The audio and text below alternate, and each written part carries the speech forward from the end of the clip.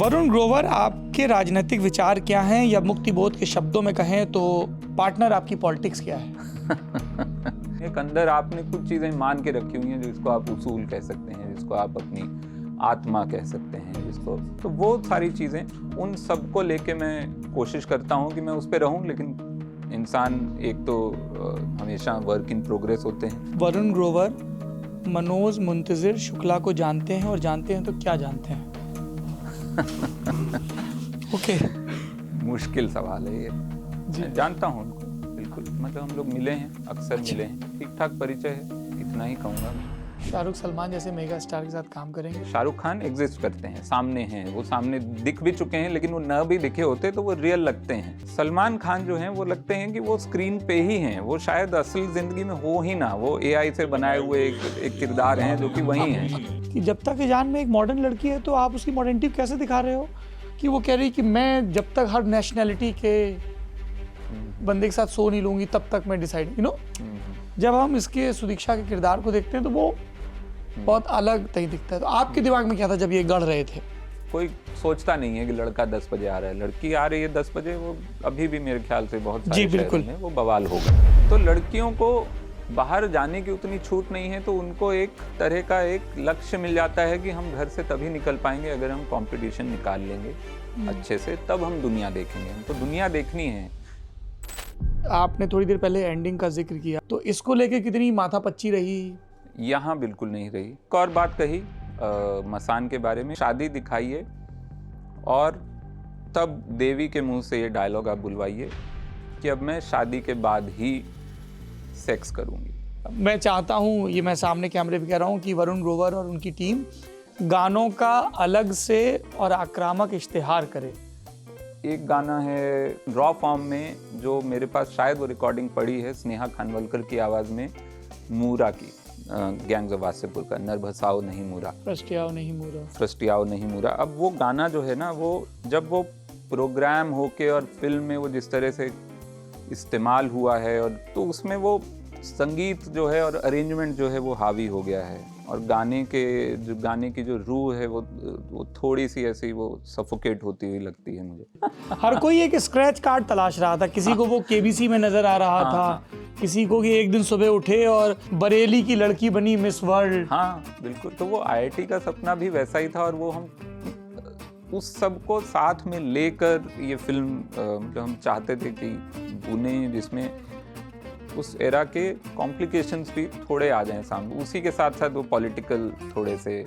वरुण ग्रोवर गाना लिखें, सीरीज लिखें, फिल्म लिखें या बनाएं, और उसमें बहुत कम से कम बहुत सटल ढंग से पॉलिटिकल रेफरेंस ना आए, ऐसा नहीं होता है। जो मैंने एक कविता लिखी थी बहुत पहले, उस कविता को कंपोज थोड़ा सुना दें 4 लाइनें। अच्छा, तो सब अच्छी बातें हैं किताबों में, सब सुंदर रातें हैं किताबों में, सब फेयर हैं, लवली हैं, सब उड़ती मछली हैं, सब पक्के पक्के हैं हिसाबों में, सब अच्छी बातें हैं किताबों में। नमस्ते, मेरा नाम सौरभ है, आप ललन टॉप देख रहे हैं, लेकिन मैं अपने नोट्स देख रहा हूँ। इसमें एक बड़ा अमर वाक्य लिखा है, किसी किताब में हो सकता था। पूरी दुनिया महेश भट्ट की एक फिल्म है और हम इसमें अवतार गिल हैं। ये अमर वाक्य लिखा है बम्बई से आए हमारे दोस्त ने, दोस्त को सलाम करो, शैली शैलेंद्र का लिखा ये गाना। लेकिन दिक्कत ये है, ये बोलते ही कि बम्बई को मुंबई करना पड़ेगा और सलाम की जगह नमस्कार करना पड़ेगा। भाषा की राजनीति ऐसी हो गई। वरुण ग्रोवर, बहुत बहुत स्वागत है आपका। इनकी फिल्म आ रही है, बहुत धांसू फिल्म है, हमने देखी, इन्होंने कृपापूर्वक अपने एडिटिंग स्टूडियो में दिखाई।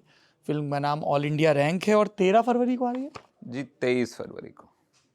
9 फरवरी, इसमें 9 लिखा है। अब वो 23 फरवरी।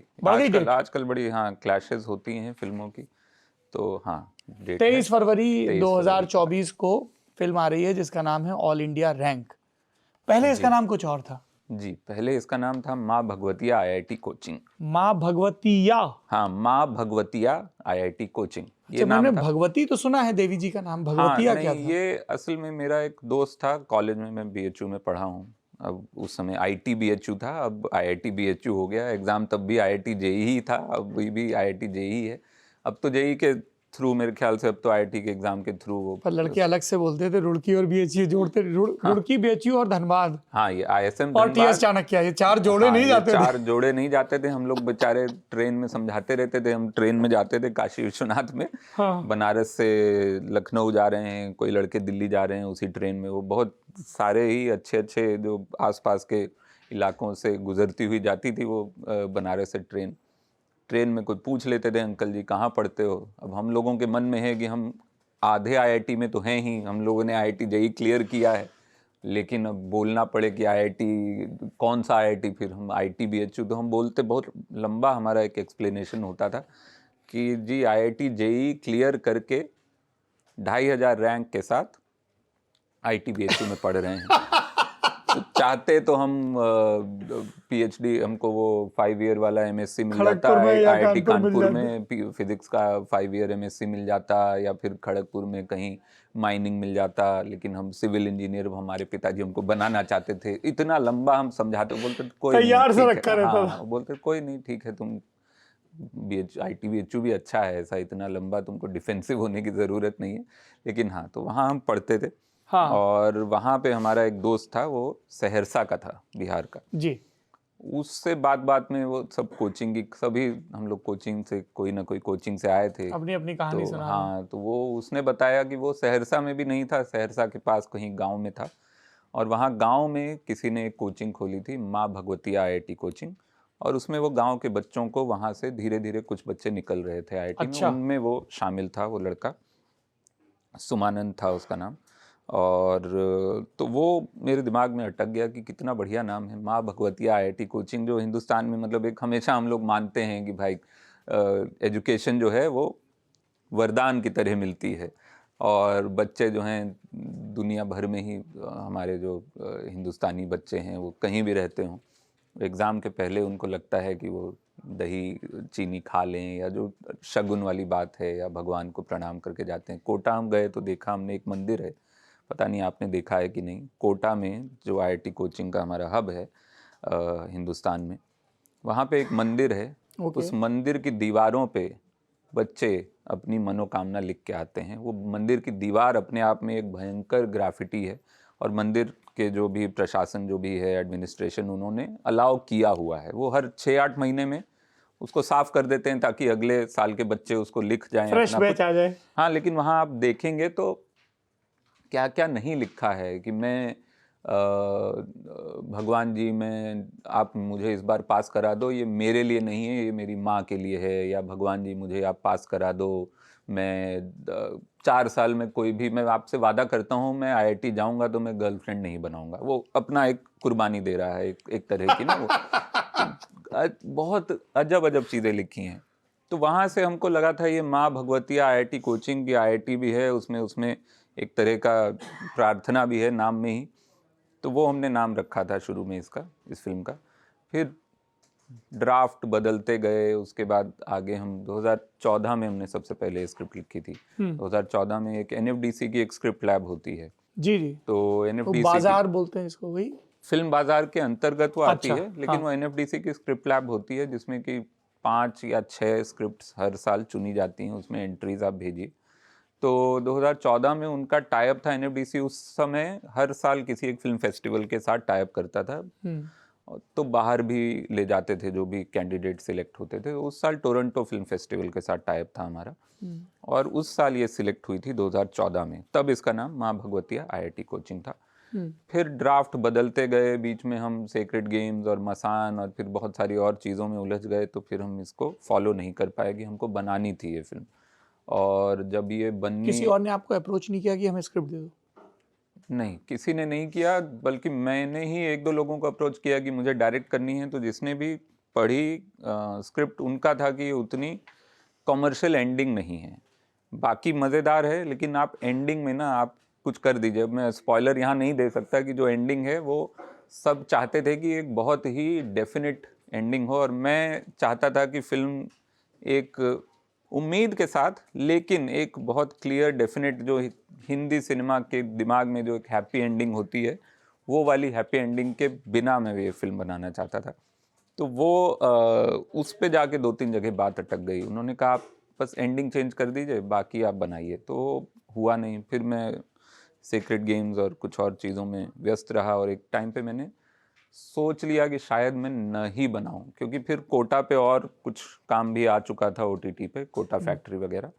लेकिन एक इंसान है जयदीप साहनी, उनकी वजह से मैं ये छोड़ नहीं पाया। दी जयदीप साहनी, दी जयदीप राइटर जयदीप साहनी जी, साहनी। चक दे इंडिया और रॉकेट सिंह और जी। खोसला का घोसला।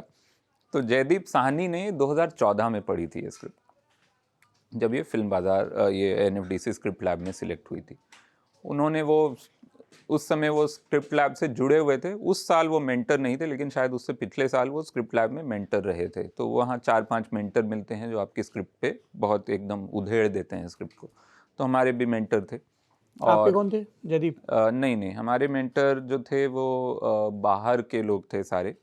तो एस्थर नाम से एक फिल्म मेकर और फिल्म क्रिटिक हैं जो कि नीदरलैंड्स में रहती हैं, एस्थर वैन ड्रीजम। तो वो मेरी मेंटर थी। मार्टिन रिबार्ड्स हमारे लैब के ओवरऑल इंचार्ज थे। तो मार्टिन और एस्थर 2 मेंटर हमारे थे। मार्टिन न्यूजीलैंड में रहते हैं, एस्थर नीदरलैंड में रहती हैं। जब हम गए थे उस साल शायद हिंदुस्तानी मेंटर एक भी नहीं था उस साल। उससे पिछले साल जयदीप साहनी थे, उससे पहले उर्मी जुवेकर जिन्होंने ओए लक्की ओए लिखी है, दिबाकर की, और शंघाई लिखी है, तो वो थी। तो कभी मेंटर हिंदुस्तानी होते हैं और कभी मिक्स होता है। उस साल जयदीप साहनी नहीं थे, लेकिन वो जुड़े हुए थे उस लैब से। तो उन्होंने स्क्रिप्ट पढ़ी और उन्होंने कहा कि ये बहुत कमाल स्क्रिप्ट है, ये तुम बनाना, इसको तुम ही निर्देशित करना। जो मेरा मन भी था, लेकिन उनसे सुनकर बड़ा हौसला मिला। और फिर ये हुआ कि 2014 में ये वहाँ गई, उसके बाद 2015 में मसान आई, 2016 में मसान के बाद में एक और फिल्म लिखना शुरू कर वो सीक्रेट गेम्स लिखना शुरू कर दिया। उस समय जयदीप साहनी का फ़ोन आया कि तुम वो फिल्म का क्या कर रहे हो 2 साल बाद। तो हमने कहा अभी तो हम सीक्रेट गेम्स लिख रहे हैं, एक शो है बड़ा सा नेटफ्लिक्स का, तो 1-1.5 साल इसमें लगेगा। उन्होंने कहा हाँ ठीक है, वो कर लो, लेकिन भूलना मत वो स्क्रिप्ट तुमको बनानी है, वैसी कुछ कहानी मैंने कभी पढ़ी नहीं है। मैंने कहा ठीक है। हो गया। सीक्रेट गेम्स आया 2018 में, और एक बहुत ही अच्छा रिस्पांस मिला, हमारी उम्मीदों से कहीं ज़्यादा अच्छा रिस्पांस मिला। मतलब ऐसे कोनों से बम्बई के हमको मैसेज और फ़ोन आने लगे कि हमने कभी उम्मीद नहीं की थी कि डेविड धवन शो की तारीफ़ करेंगे। अच्छा, क्या बोले डेविड धवन साहब? वो उन्होंने किसी के ज़रिए मैसेज भिजवाया कि उनको बहुत ही ज़्यादा पसंद आया, और इस तरह का मतलब उनके दिमाग में जो OTT पे जो शोज़ आते हैं वो बड़े ही आर्ट हाउस होते हैं या होने वाले होंगे, लेकिन ये जो था ये कॉमर्शियल भी था, और इसमें एक मज़ा भी था, और एक पुरानी हिंदी फिल्म का एक जो वज़न होता है वो भी था। तो उसी दौरान जयदीप साहनी साहब का भी फ़ोन आया, और मैं तब ऑलमोस्ट ऑटो पायलट पे चला गया था कि मैं फ़ोन उठाता था और मैं धन्यवाद बोलता था कि अच्छा आपको शो अच्छा लगा, और बहुत फ़ोन आ रहे थे। जयदीप साहनी का फ़ोन आया और मैं बस बोलने ही वाला था धन्यवाद। उन्होंने कहा, सीधा उनका पहला सवाल ये था कि वो फिल्म कब बना रहे हो? तो मैंने कहा कौन सी फिल्म? तो बोले वो तुमने जो लिखी थी माँ भगवतिया। मैंने कहा अच्छा वो तो अभी पता नहीं, अभी तो मैं अभी तो मैं धन्यवाद देने में व्यस्त हूँ। हाँ, तो मैंने पूछ ही लिया कि आपने देखा क्या शो? बोले नहीं अभी मैंने देखा नहीं, मैं कहीं बाहर हूँ, अमेरिका से फ़ोन किया था उन्होंने, मैं अमेरिका में हूँ और यहाँ पे वो कुछ मेरे को समझ नहीं आ रहा है, वो चलेगा कैसे मेरा नेटफ्लिक्स, तो मैं अभी देख नहीं पाया हूँ, लेकिन मैंने ये पढ़ लिया है कि शो ने कुछ बवाल कर दिया है। तो अब क्या होगा तुम्हारे साथ मैं तुमको बताता हूँ, अब तुम बह जाओगे, अब तुमको बहुत सारे लोग बहुत सारा काम लिखने को देंगे, अब तुम चूज़ कर सकोगे कि तुम क्या लिखना चाहते हो, और उसकी वजह से अब तुम अपनी वो फिल्म भूल जाओगे जो छोटी सी तुम्हारा एक छोटा सा सपना था। अब तुमको बड़े बड़े सपने लोग दिखाएंगे और वो अच्छे भी होंगे, हो सकता है तुम उधर चले जाओ, तो उस फिल्म को मत भूलना। मैंने बस ये याद दिलाने के लिए फ़ोन किया है। मैं एकदम झटका सा मुझे लगा, मैं एकदम, क्योंकि वो 2 साल सीक्रेट गेम्स की दुनिया में रहने के बाद एक तो मैं कुछ हद तक उस कहानी को भूल चुका था, और ये भी भूल चुका था कि वो मुझे बनानी है। ठीक है, वो स्क्रिप्ट रखी हुई थी, लेकिन क्या करूँगा, कुछ करूँगा कि नहीं, एक तरह से। और उसी बीच में शायद कोटा फैक्ट्री आ गया था, तो दिमाग ने ना एकदम वो बंद कर दिया था कि ये कहानी अब क्या करेंगे इसको सुना के। और झटका लगा कि एक राइटर जो बहुत ही मेरे इसको लिए हम सब लोग हमेशा, बहुत सम्मान से देखते हैं। और उनको वो चीज़ याद रही। उन्होंने, फिर मैंने कहा कि ठीक है, मैं कोशिश करता हूँ अभी थोड़े दिन में कि स्क्रिप्ट को मैं फिर एक बार रिविजिट तो करूँ, देखूँ तो कि अभी क्या लिखा था मैंने, मैं खुद ही भूल चुका हूँ। तो मैंने स्क्रिप्ट दोबारा पढ़ी और कुछ उसमें बदलाव करने के लिए नोट्स वोट्स बनाने शुरू किए।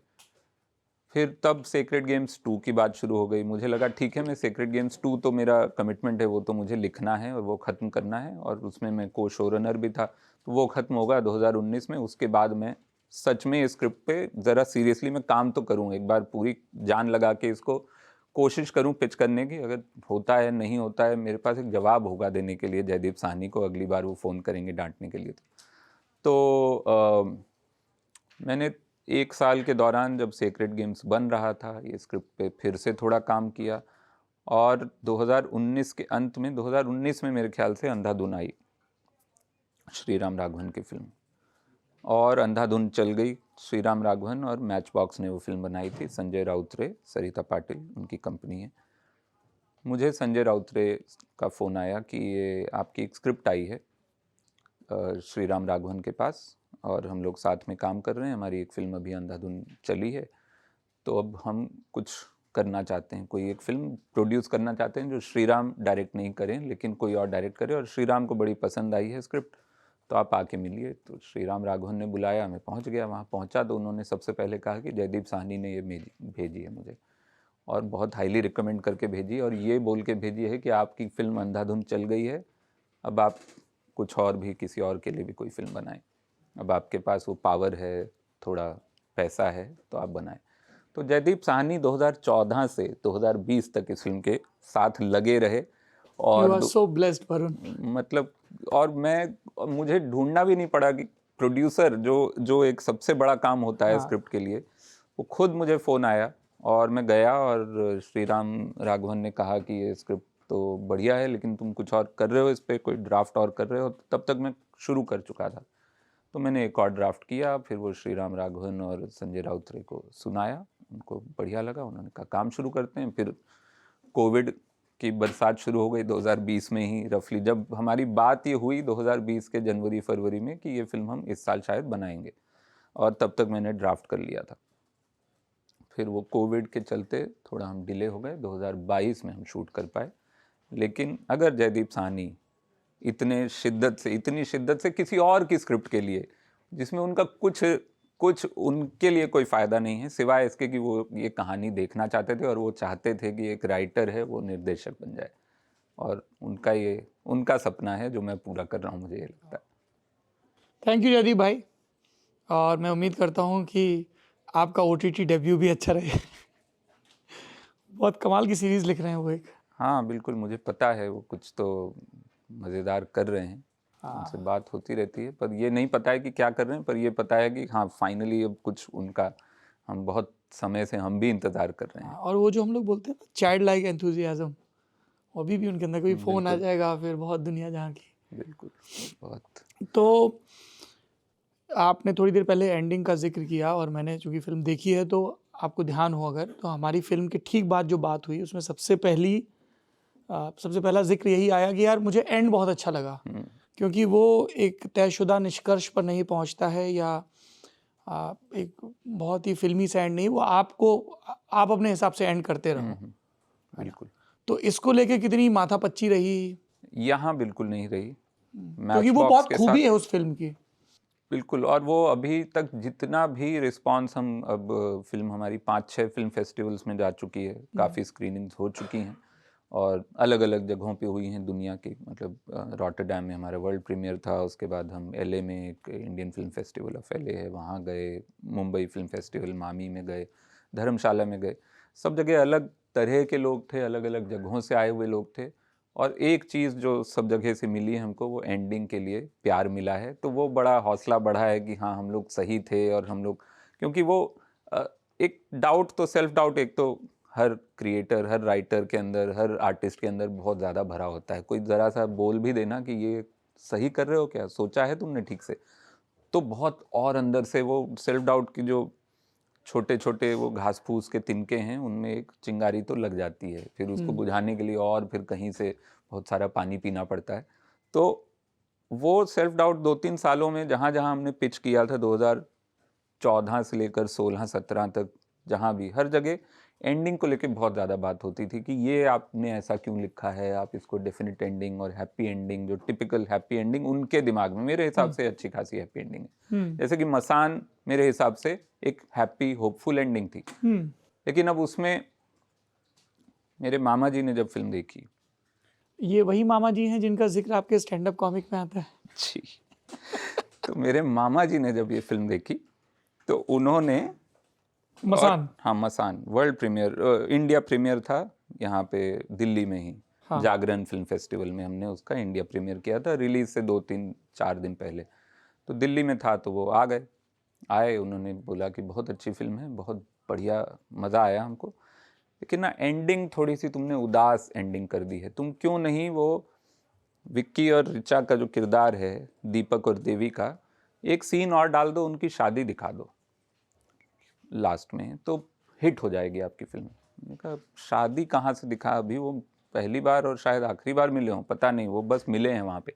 नहीं वो डाल दो तो तभी इंडिया में लोगों को तभी फिल्म अच्छी लगती है जब हीरो हीरोइन की शादी हो जाती है लास्ट में, तो आप शादी दिखा दो इनकी। तो मैंने सोचा, और इतनी विचित्र बात थी कि मैं उसको लॉजिक से तो मैं नहीं हरा सकता था, मुझे लगा कि मैं लॉजिक वो वाला तो सिनेमा और स्क्रिप्ट लॉजिक में नहीं दे सकता उनको, मैंने उनको फाइनेंशियल लॉजिक दिया। मैंने कहा 4 दिन बाद रिलीज़ है, आज 24 जून को शायद रिलीज़ थी, 20 जून को हुआ था ये दिल्ली वाला शो। मैंने कहा 4 दिन बाद स्क्रीनिंग है, एक पूरा सीन शूट करने में वक्त जाता है, पैसे लगते हैं, अभी सब लॉक हो चुका है, फिल्म रिलीज़ होने वाली, कितने लगते हैं मैं दे दूंगा। तो हमने कहा नहीं वो बात नहीं है। फिर अब मैं क्या बोलता, फिर मैंने बोला नहीं वो मुश्किल होगा, मैं लेखक हूँ सिर्फ, मैं निर्देशक नहीं हूँ, मुझे उसको समझाना, उसको प्रोड्यूसर को समझाना बहुत, तो कुछ करके मैंने वो बात उनसे छुड़वा दी। लेकिन मामा जी ने ये तो नहीं देखी अभी ऑल इंडिया रैंक? नहीं क्योंकि फिर अब ये लॉजिक नहीं दे पाओगे कि मैं तो डायरेक्टर हूँ तो नहीं वो खैर अब वो इस मामा जी बहुत पहुंची दुनिया में नहीं है, बहुत पहुंची हुई हस्ती थे, और अगर आपको मामा जी के बारे में और जानना है तो आपको वरुण ग्रोवर के स्टैंड अप कॉमिक्स अटेंड करने पड़ेंगे। तो अभी वो टूर चल रहा है या कंप्लीट हो गया? चल रहा है, अभी कल परसों दिल्ली में शो थे। अच्छा। और अब बैंगलोर में है, बम्बई में है, काफ़ी हैं, अभी कलकत्ता है, पुणे है। वो आपके सोशल मीडिया हैंडल से पता चल जाता होगा। हाँ बिल्कुल। तो उन्होंने एक और बात कही मसान के बारे में कि वो मॉरलिस्टिक एंडिंग होगी अगर आप उन दोनों की शादी दिखा दें, ताकि और शादी दिखा दें, और एक डायलॉग भी उन्होंने दिया, डायलॉग ये दिया कि आप डाल दीजिए कि वो शादी दिखाइए और तब देवी के मुंह से ये डायलॉग आप बुलवाइए कि अब मैं शादी के बाद ही सेक्स करूंगी। इस तरह का एक संवाद, इसका जो भी उनके हिसाब से थोड़ा सभ्य तरीका था ये बोलने का, सेक्स शब्द बोलने का, तो वो चाहते थे कि एक मॉरल लेसन भी मिल जाए लोगों को कि शादी के पहले सेक्स नहीं करना चाहिए। हाँ, तो देखिए पूरी, नहीं तो उसकी ज़िंदगी कहाँ कहाँ से गुजर गई उस चक्कर में। तो खैर, तो इस तरह के ये एक एक्सट्रीम एग्जाम्पल है, लेकिन इसी तरह के कुछ संवाद फिल्म जहाँ मैंने पिच की वहाँ पे भी इस तरह के संवाद हुए इस फिल्म को लेकर कि एंडिंग जो है वो आप हैप्पी क्यों नहीं दिखाना। अब हैप्पी का ना एक बहुत ही फॉर्मेट है हिंदी सिनेमा में, मुझे ऐसा लगता है। हैप्पी एंडिंग मतलब वही, जैसे मेरे मामा जी जो समझ रहे हैं, ठीक है, वो बहुत ही लेमैन तरह से समझ रहे हैं, लेकिन शायद सब उसी तरह से समझते हैं। हैप्पी का मतलब होता है मॉरलिस्टिक होना चाहिए, हैप्पी का मतलब है कि किसी तरह का एक संस्कार होना है, वो शादी विवाह एक संस्कार है, वो संस्कार में हासिल, हाँ एक हासिल, कुछ हासिल होना चाहिए, आपने मेहनत की है इतने समय, तो कुछ आप दिखाने के लिए क्या है आपके पास इसके लिए, है ना, सिवाय एक फीलिंग के। फीलिंग कोई हासिल नहीं है, शायद ये एक माना जाता है हमारे उसमें। तो उस तरह के जो 2-3 साल हुआ, तब मैं थोड़ा हताश भी हो गया था इस वजह से भी कि मैं कैसे इस फिल्म को अगर मैं उनके हिसाब से बनाऊं जो इसको हैप्पी एंडिंग चाहते हैं, फिर बनाने का कोई मतलब नहीं है। फिर मैं कोशिश करूंगा कि मैं किसी दिन अपने पैसे से बनाऊं या अपनी एक छोटी टीम लेकर बनाऊं, तो वो एक हल्का सा मेरे दिमाग में वो एक सपना था कि ठीक है शायद मैं कभी वहाँ पहुँच जाऊँ जहाँ पे मेरे बोलने से कुछ लोग बिना स्क्रिप्ट पढ़े बोलें कि ठीक है आप बनाइए। तो वो बीच में जो सेक्रेड गेम्स और जो भी चल रहा था उसमें मैं कोशिश कर रहा था कि मैं उस लेवल ऑफ इन्फ्लुएंस तक पहुंच जाऊं, और फिर साथ में खैर मैं वो नहीं पहुंच पाता अगर जयदीप साहनी पीछे हर रोज़ एक कॉल या ऐसे याद नहीं दिलाते, एक उनकी गुंजन मेरे कान में दिमाग में नहीं रहती। आप में से कुछ लोग शायद चकित हो रहे होंगे कि पहले बता तो दो फिल्म किस बारे में, सिर्फ टाइटल बताया। ऑल इंडिया रैंक एक लड़के की कहानी है जो लखनऊ से मध्यवर्गीय परिवार से आता है और कोटा जाता है पढ़ाई करने, और कोटा तब अंगड़ाई ले ही रहा है कोचिंग की दुनिया में, और वहाँ की एक बहुत मशहूर टीचर हैं जो पहले एक केमिकल फैक्ट्री में काम करती थी और वो फैक्ट्रियाँ बंद हो गई तो फिर वो पढ़ाने लगी, और वहाँ पे वो पढ़ता है, कुछ दोस्त बनते हैं, कुछ तजुर्बे होते हैं, मन लगता है नहीं लगता है। इस फिल्म को देख के मैं ये तो नहीं कहूँगा याद आएगी, पर ये जैसे उड़ान एक बहुत सेल्फ डिस्कवरी वाली फिल्म है। 3 ऑफ अस अभी अविनाश अरुण की फिल्म आई, एक बहुत सेल्फ डिस्कवरी वाली फिल्म है, बहुत अलग अलग उम्र के पड़ाव में। तो ये वैसी फिल्म है कि आप इसको देखोगे बहुत रिलेट करोगे, जो लोग 80s में पैदा हुए हैं, अर्ली 90s में, कह रहे ये चीज़ें होती थी, पोस्टर से लेके कैसेट से लेके, डिटेलिंग बड़ी कमाल की है। गाने वरुण ने लिखे हैं। मैं चाहता हूँ, ये मैं सामने कैमरे पे कह रहा हूँ, कि वरुण ग्रोवर और उनकी टीम गानों का अलग से और आक्रामक इश्तिहार करे, मतलब उस पर अलग से बात हो। बिल्कुल नहीं, कोशिश रहेगी। गानों वाला एक हिस्सा था जो मेरे लिए सबसे ज़्यादा मज़ेदार था कि लिरिक्स राइटर मैं रहा हूँ कुछ सालों से, तो गाने बनने का जो प्रोसेस है उसको देख के एक समझ आई है किस तरह संगीत बनता है। और हमेशा लेकिन उसमें मैं थोड़ा सा दायरे पे रहा हूँ, मतलब कोने में रहा हूँ, क्योंकि म्यूज़िक डायरेक्टर जो है उसके पास, और डायरेक्टर और जो प्रोड्यूसर और फिर म्यूज़िक कंपनी, उनके पास बहुत ताकत होती है कि गाना किस तरह से शेप होता है फाइनली। जब वो कमरे में बनना शुरू होता है एकदम रॉ फॉर्म में, जब एक सिर्फ कंपोज़र जो है वो गिटार लेके या हारमोनियम लेके बैठा होता है और साथ में गीतकार जो है वो सिर्फ एक कागज़ के टुकड़े पर 6 लाइनें लिखकर बैठा होता है, उस समय जो मज़ा आता है ना, उस गाने की जो असली फॉर्म वहाँ जो होती है वो बहुत बार हुआ है बहुत सारे गानों में। मुझे लगता है मैंने भी जो लिखे हैं और बाकी लोगों के भी जो मैं जानता हूँ, उसमें जो ट्रांसफॉर्मेशन आता है वो बहुत कई बार इतना गाने को वो विकृत सा कर देता है गाना। जैसे एक गाना है जो बहुत मुझे रॉ फॉर्म में बहुत ज़्यादा पसंद है, और विकृत नहीं हुआ है, लोगों को भी बहुत ज़्यादा पसंद है, लेकिन रॉ फॉर्म में जो मेरे पास शायद वो रिकॉर्डिंग पड़ी है स्नेहा खानवलकर की आवाज़ में, मूरा की, गैंग्स ऑफ वासेपुर का, नरभसाओ नहीं मूरा, फ्रस्टियाओ नहीं मूरा। अब वो गाना जो है ना, वो जब वो प्रोग्राम होके और फिल्म में वो जिस तरह से इस्तेमाल हुआ है, और तो उसमें वो संगीत जो है और अरेंजमेंट जो है वो हावी हो गया है, और गाने की जो रूह है वो थोड़ी सी ऐसी वो सफोकेट होती हुई लगती है मुझे।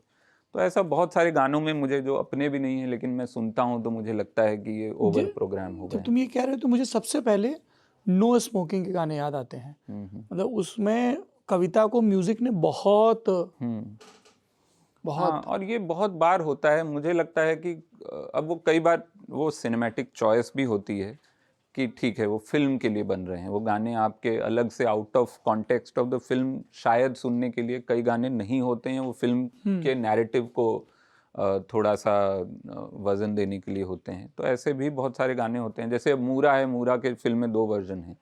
एक है जो एकदम रॉ है, वो बड़ा अच्छा गिटार है, पे सिर्फ जो, हाँ वो बहुत अच्छा है, वो गाया है दीपक कुमार ने। तो दीपक ने जो वासेपुर में ही एक और गीत गाया है, हमनी के छोड़ी के नगरिया, मुजफ्फरपुर के रहने वाले हैं, बहुत प्रतिभाशाली आर्टिस्ट। हाँ, तो वो जो है दीपक की आवाज़ में जो है ना मूरा, वो और फिल्म के अंदर जो वर्जन है वो ऑलमोस्ट विदाउट म्यूजिक है। फिर एल्बम वर्जन जो है उसमें काफ़ी सारा संगीत है। तो इस तरह की बहुत सारी चीज़ें होती है। तो मेरा मन था कि मैं जब अपनी पहली फिल्म बनाऊं तो उसमें गाने बहुत सारे हों और उस तरह के हों जो कि मैं जिस तरह के गाने सुनना चाहता हूं।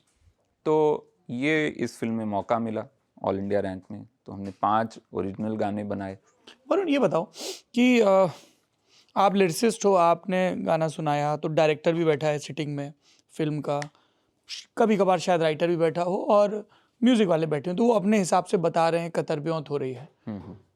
अब आप ही लिरिसिस्ट हो और आप ही डायरेक्टर हो, तो कैंची कौन चलाएगा? वो अनुशासन कैसे आएगा?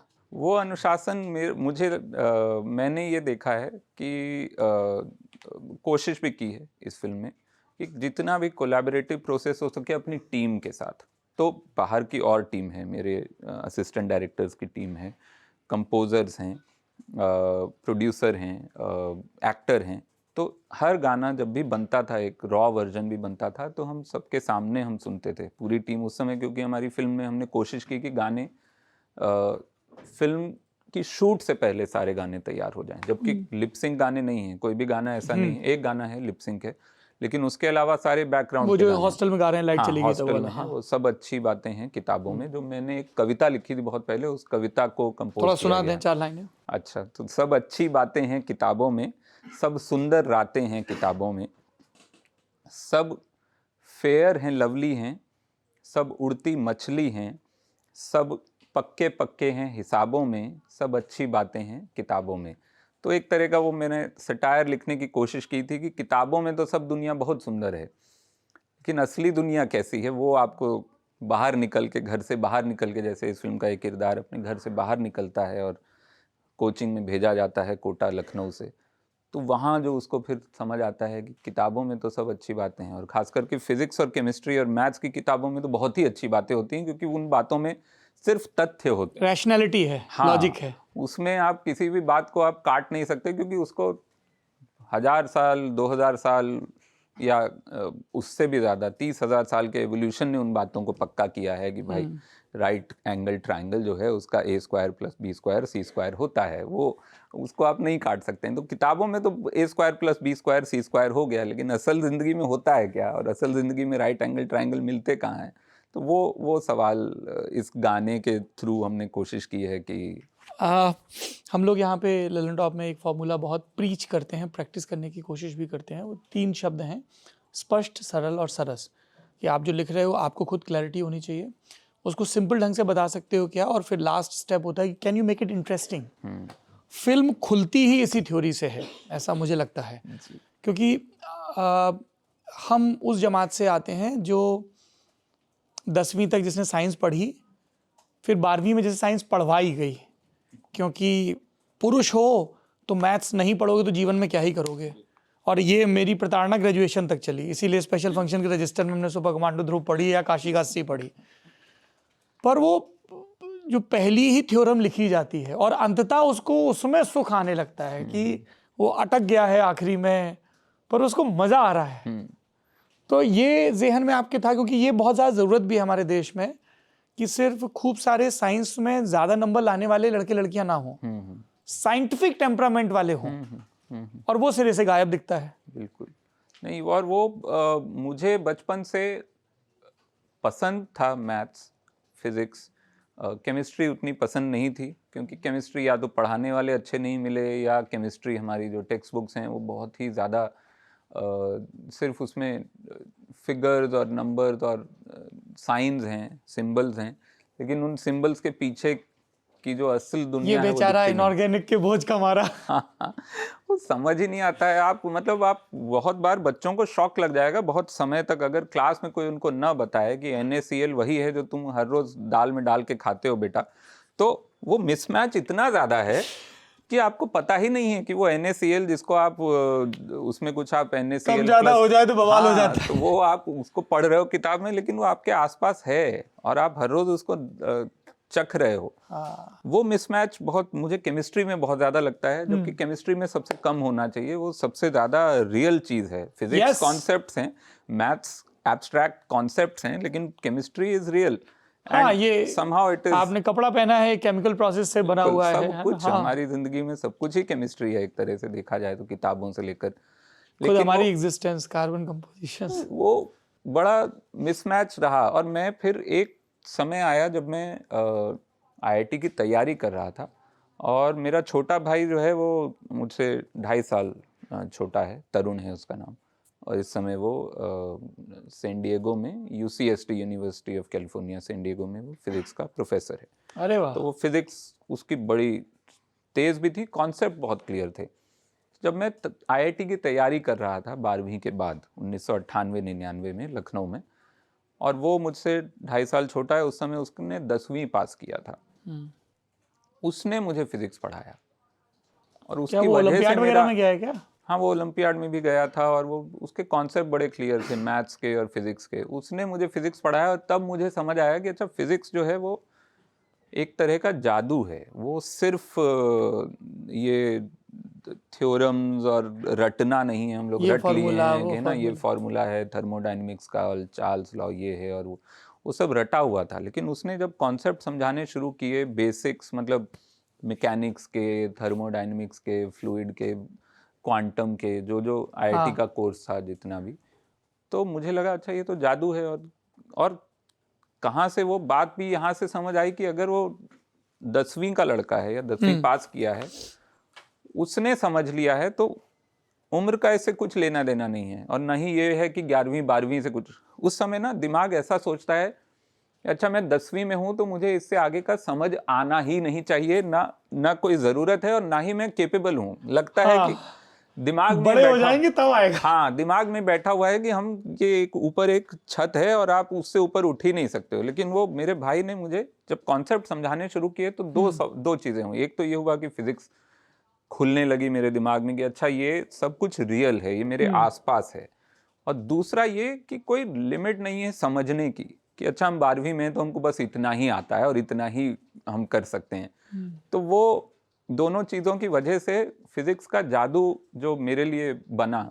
और फिर उसके बाद अगले 4 साल जब मैं IIT BHU में पढ़ रहा था, मैंने सिविल इंजीनियरिंग ली थी। तो सिविल में भी जहाँ फिजिक्स के कॉन्सेप्ट आते थे वहाँ मेरा बड़ा अच्छा इंटरेस्ट रहा। तो वो मैं जादू जो है फिजिक्स का और उसको समझने का, इन एब्स्ट्रैक्ट चीज़ों को, नंबर्स को, और जो फिल्म में जो इक्वेशन, फिल्म जिस इक्वेशन से शुरू होती है वो है e⁻i π + 1 = 0। अब ये अपने आप में एक चमत्कारी इक्वेशन है, क्योंकि आप देखें कि e, i, π और 1 और 0 ये 5 सबसे बेसिक से कॉन्सेप्ट हैं फिजिक्स के। सब एक अलग, ई को आप ग्राफ बनाएं वो एक अलग है। ई अपने आप में एक तरह का जो नेचुरल रेट ऑफ ग्रोथ होता है, तो किसी भी जनसंख्या का होगा, किसी भी चीज़ का होगा, हर जगह वो दिखता है। आई इमेजिनरी नंबर है, वो अंडर स्क्वायर रूट ऑफ -1 है, जो अपने आप में आप ऐसे ही नहीं समझ सकते हैं कि ये क्या है। तो आप मान लीजिए हाँ, असंभव है वो स्क्वायर रूट ऑफ -1। आप उसको आपने एक इक्वेशन में डाल दिया जिसमें बाकी सब चीज़ें आप जानते हैं, ई भी जानते हैं, पाई भी जानते हैं। पाई सबको सर्कल का एक हिस्सा होता है, हर सर्कल में छुपा हुआ है पाई। 1 है, 0 है, ये सबको पता है। इसमें आई आ गया है इस चीज में जिसमें कि 4 संभव नहीं, बिल्कुल हमारे सामने की चीजें हैं, ई, पाई, +1 और 0। इसमें आई जोड़ दिया और ये इक्वेशन फिर भी 0 बना रही है या -1 बना रही है, अगर आप +1 को उधर ले जाएं इक्वल साइन के। तो ये सब जुड़ा हुआ है। तो जो अंडर रूट ऑफ -1 था, जो स्क्वायर रूट ऑफ -1 था, वो उतना असंभव नहीं रह गया, वो तो संभव हो गया, बल्कि वो इन सबको आपस में इतनी खूबसूरती से जोड़ दे रहा है कि ये अपने आप में एक ग्रेसफुल इक्वेशन बन रही है बहुत।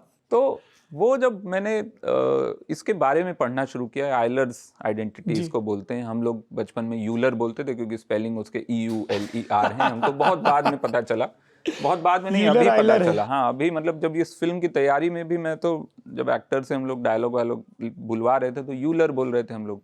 फिर एक साइंस के एक्सपर्ट हमारी फिल्म में है, वैभव वरुण। हाँ, मैं मिला हूँ उनसे। अच्छा, मिले हैं आप? जी जी, आप ही के थ्रू मिला था जब हम लोग साइंस पर कुछ प्रोजेक्ट कर रहे थे। तो वैभव वरुण को हम लाए थे कि वो इसकी विज्ञान और दुरुस्त कर दूं। हाँ, जो भी बोर्ड पे जितना भी इक्वेशंस लिखी जाएं वो सब सही हों। तो फिल्म में हैंडराइटिंग भी वैभव वरुण की है बोर्ड पे लिखी हुई, क्योंकि सारी बड़ी बड़ी इक्वेशन सब उन्होंने ही लिखी हैं।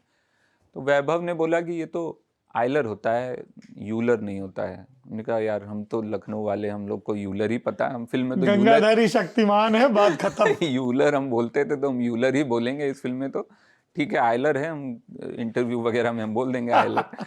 तो आइलर साहब के लिए ये थोड़ा सा मतलब वो है कि हमने उनका नाम बिगाड़ा है। पर तो वो जादू जो इस इक्वेशन में आता है। उसके अलावा बहुत सारी चीजों में है, जो अगर सत्यजीत रे की एक छोटा सा एक किस्सा मुझे याद आ गया। उनकी फिल्म है आगंतुक जी, जिसमें अपने उत्पल दत्त साहब एक पार्क में बैठे हुए हैं, बच्चों को बोलते हैं जादू दिखाएं तुमको। तो वो 5 सिक्के उनके पास अलग अलग साइज के हैं, 54, 58, 1 रुपया, ये सब। और वो सिक्के उनके सामने रखते हैं, बोलते हैं कि अच्छा बताओ सूर्य ग्रहण कैसे लगता है। तो चांद उसके सामने आ जाता है तो सूर्य ग्रहण लग जाता है। अब वो बोले कि तुमको अब इसमें जादू क्या है? जादू ये है कि चांद सूर्य को पूरा ढक लेता है, पूरा। वो एक छोटा सा रिंग आसपास दिखता है हम लोगों को, सुंदर सा, जो गोल्डन रिंग या क्या उसको बोलते हैं, तो वो रिंग दिखता है। अब इस चीज के होने के लिए कि वो पूरा ही ढक जाए, उसके लिए चांद को एक पर्टिकुलर डिस्टेंस पे होना पड़ेगा अर्थ के, और सन को भी एक पर्टिकुलर डिस्टेंस। अगर चांद हमारे थोड़ा और नजदीक होता तो पूरा नहीं ढक पाता, वो रिंग थोड़ा मोटा हो जाता। चांद थोड़ा दूर होता तो वो फिर वो रोशनी नहीं निकलती या बहुत मध्यम निकलती। लेकिन इस समय वो दोनों चक्के जो हैं वो बराबर बैठ जाते हैं उनके ऊपर। तो ये चमत्कार है एवोल्यूशन का, सृष्टि का, इस समय कि हम लोग इतनी दूरी पर हैं चांद से और उतनी ही दूरी पर हैं सूर्य से कि वो एकदम बैठ जाता है। तो ये चमत्कार है, और वो सिक्कों से वो बताते हैं। तो जब मैंने ये देखा, ये भी मैंने कुछ साल पहले, 15 साल पहले देखी होगी ये फिल्म, तो लगा कि ये छोटी छोटी चीजों में बहुत सारे चमत्कार हैं। तो हमने कोशिश की इस फिल्म में उन 2-3 चमत्कारों को लाने की, और वो सारे विज्ञान से जुड़े हुए हैं। और विज्ञान को हम लोग स्पेशलाइज्ड साइंस मानते हैं, जबकि वो कॉमन साइंस ही है, common knowledge. All India rank की एक खासियत ये भी है कि ये फिल्म कोटा में किस तरह की कोचिंग चलती हैं, क्या सब्जेक्ट्स पढ़ाए जाते हैं, जो हाल के कई प्रोडक्शंस में दिखा है उन सब में नहीं जाती है।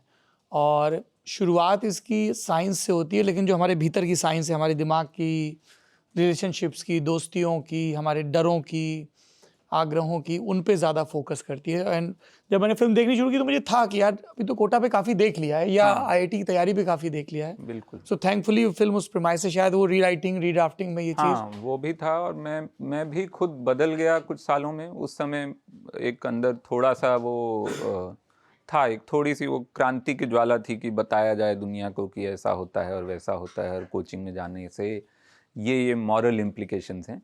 जो पहली कहानी थी, जिसमें कहानी इसी लड़के की, विवेक की थी, जिसको कि उसका नाम विवेक इसलिए है क्योंकि हम लखनऊ में विवेक खंड में रहते थे, तो हमने मेन कैरेक्टर का नाम ही विवेक रख दिया फिल्म में।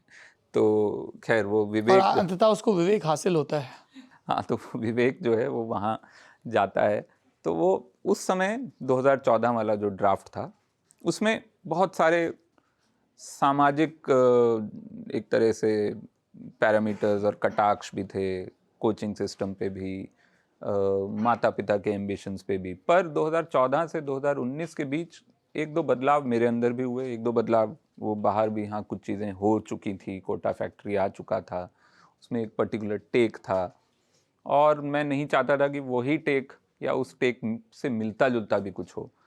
तो और मेरे अंदर ये बदलाव हुआ था कि मैं थोड़ा ज़्यादा, मुझे लगता है मैं थोड़ा ज़्यादा एम्पैथेटिक हो गया था दुनिया को लेकर, माता पिता को लेकर, जिनके एम्बिशंस की वजह से बहुत सारे बच्चे, बहुत सारे ऐसे, बहुत सारी मशीनों के अंदर भेजे जाते हैं, और फिर उधर से वो कुछ बनकर निकलते हैं, कभी वो अच्छा सामान, कभी बुरा सामान, कभी टूटा फूटा सामान। लेकिन वो एम्पैथी आई थी समझने की कि ये ओरिजिन क्या है इन चीज़ों का, इन चीज़ों के पीछे कौन सी भावना है। कई बार वो हीन भावना होती है, कई बार वो सामाजिक प्रेशर होता है, कई बार वो अपने कुछ स्क्यूड से ख्वाब होते हैं कि अच्छा उन वजह से, तो वो एम्पैथी, और अपने डरों को इम्पोज कर दिया जाता है। हाँ, अपने डर होते हैं। जो फिल्म में एक संवाद है कि ये बाप लोग अपने सपनों को सिरिंजी में भर के बच्चों की आंखों में क्यों डालते हैं। तो वो एक किरदार बोलता है जो अपने, what I noticed and loved about the film is कि जो किसी भी फिल्म में अलग से रेखांकित किया जाना चाहिए कि उसके जो महिला किरदार हैं, खासतौर पर जो लड़की है, क्या नाम है उसका, सुदीक्षा, समता सुदीक्षा, समता सुदीक्षा एक्ट्रेस का नाम है जी। एक संस्कृत का शब्द है अकुंठ। बहुत ही अकुंठ किरदार है, बहुत ही जो फालतू की शेम, फालतू की लज्जाएं, फालतू के फ्रस्ट्रेशंस, फालतू के जेंडर बायस भर दिए जाते थे, वो उन सबसे मुक्त है। She is confident, she is funny, she is vocal, she is up front, और या so it's very refreshing and the way she approaches Vivek and, और बहुत क्लैरिटी है, ये दोस्त है, ये हो। तो उसको लिखते वक्त, गढ़ते वक्त क्या था, because those are the kind of women we see around, और उनको खूब पर्दे पर आना चाहिए।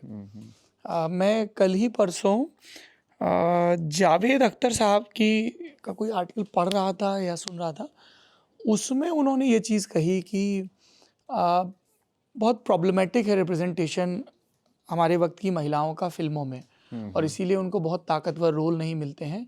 और उसमें उन्होंने उदाहरण दिया जब तक है जान का, कि जब तक है जान में एक मॉडर्न लड़की है, तो आप उसकी मॉडर्निटी कैसे दिखा रहे हो, कि वो कह रही कि मैं जब तक हर नेशनैलिटी के बंदे के साथ सो नहीं लूंगी तब तक मैं डिसाइड, यू नो। तो उसने आपने बहुत लॉक कर दिया कि दिस इज इट। जब हम इसके सुदीक्षा के किरदार को देखते हैं तो वो बहुत अलग तहीं दिखता है। तो आपके दिमाग में क्या था जब ये गढ़ रहे थे? मेरे दिमाग में बहुत सारी ऐसी लड़कियां थी जो उस समय मैंने कोचिंग में अपने आसपास जिनको देखा था, जो बहुत ही क्लैरिटी के साथ वहाँ थी।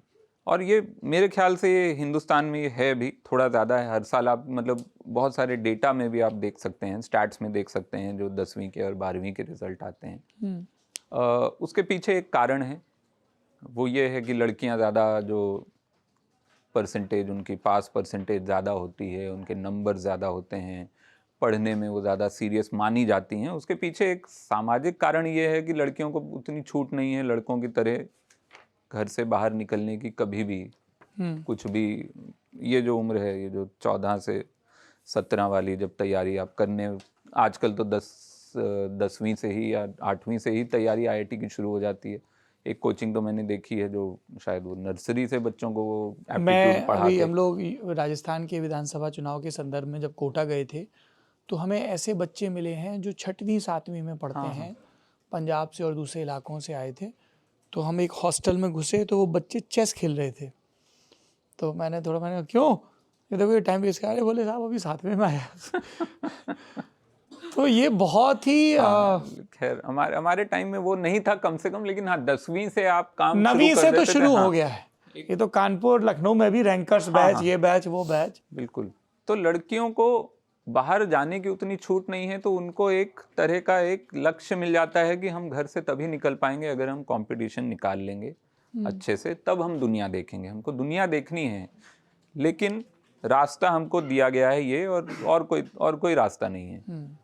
तो उस वजह से एक जो फोकस मैंने देखा अपने उस समय भी और आज भी, मुझे लगता है कोई बहुत ज़्यादा इसमें बदलाव नहीं हुआ है कि लड़कियों को फोकस्ड रहने के लिए एक क्लियर इंसेंटिव है और एक क्लियर लैक ऑफ इंसेंटिव है। लैक ऑफ इंसेंटिव है कि वो बाहर नहीं जा सकती हैं, या एक रिस्ट्रिक्शन है।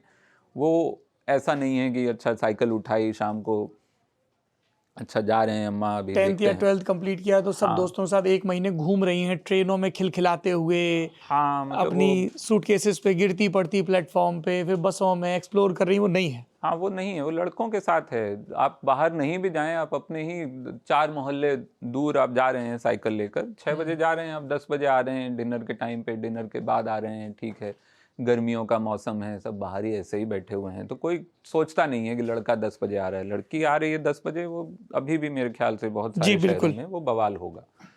तो उनके लिए एक फोकस बड़ा ज़रूरी हो जाता है ज़िंदगी में, क्लैरिटी बड़ी ज़रूरी हो जाती है बहुत कम उम्र से। हाँ, फॉर एस्केप वेलोसिटी। तो वो समता का जो किरदार है फिल्म में, समता सुदीक्षा का, सारिका नाम से, वो वहीं से निकला है।